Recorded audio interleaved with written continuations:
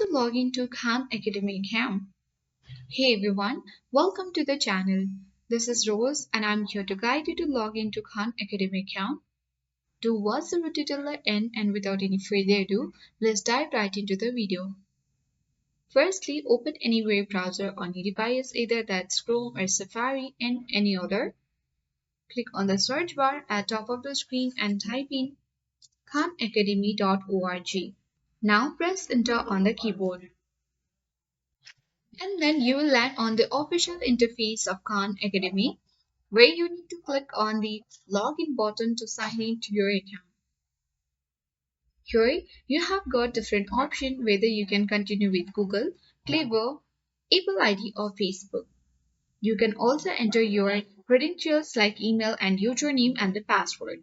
If you forget password, you can easily click on this link to recover your password. So once you have finished entering all the credentials, you can click on the login button. But make sure that you already have an account. If not, create an account on Khan Academy so that by clicking on login button, you will proceed to other pages where you will successfully log into your Khan Academy account. So that's all for today. Hope this video helped you. If you are new to our channel, hit the like button and subscribe for more tech and tips videos.